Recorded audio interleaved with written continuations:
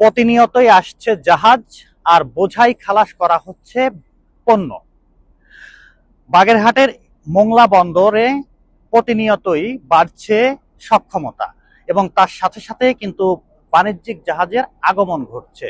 আমি এখন রয়েছি মোংলা বন্দরের যে 7 নম্বর জেটি রয়েছে সেই 7 নম্বর জেটিতে, এবং আমি যদি আপনাদেরকে একটু দেখানোর চেষ্টা করি, আমার পেছনে এই 7 নম্বর জেটিতে কিন্তু হিস্টোরি এডওয়ার্ড নামের যে জাহাজটি দেখতে পাচ্ছেন, রূপপুর পারমাণবিক বিদ্যুৎ কেন্দ্রের বিভিন্ন মালামাল নিয়ে এই যে জাহাজটি রয়েছে, এই জাহাজটি কিন্তু মোংলা বন্দরের এই যে 7 নম্বর জেটিতে আগমন ঘটেছে।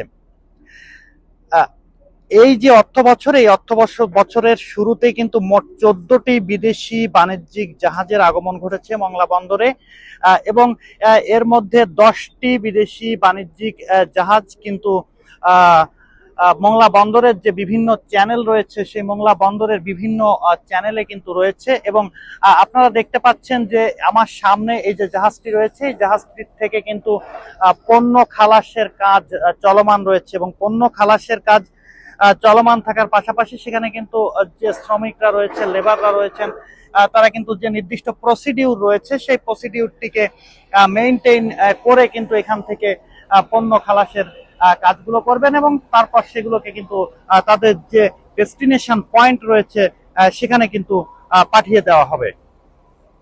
আমি যতদূর জানতে পেরেছি, বন্দর চ্যানেলের হারবাড়িয়ায় 7টি, বেসক্রিক এলাকায় 2টি এবং এলপিজিতে 1টি সহ পোর্ট লিমিটের মধ্যে কিন্তু মোট 14টি বিদেশি জাহাজ অবস্থান করছিল।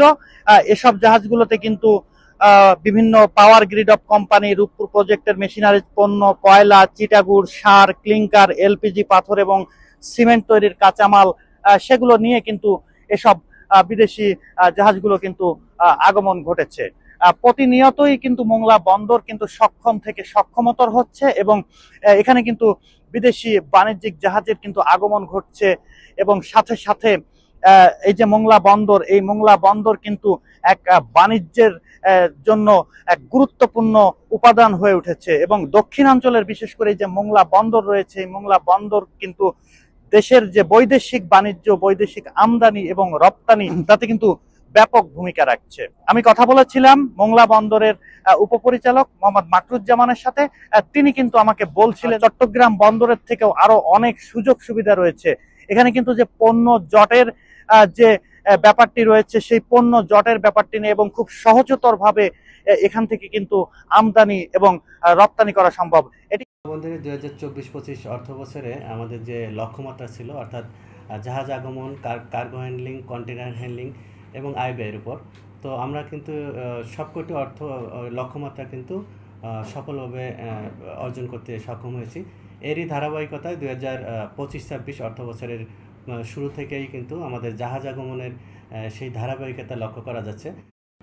আমাদের বন্দর কর্তৃপক্ষের মাননীয় chairman rear admiral Shahin Rahman স্যারের মোংলা বন্দরের যোগদানের পর থেকে কিন্তু আমাদের বন্দর কিন্তু কর্মচঞ্চল সৃষ্টি হয়েছে।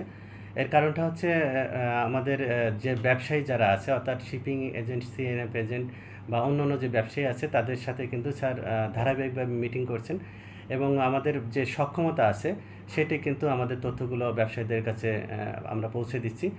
তো এটাই ছিল আসলে মোংলা বন্দর থেকে আমার কাছে সর্বশেষ তথ্য। অমিত পাল, মোহনা টেলিভিশন, বাগেরহাট।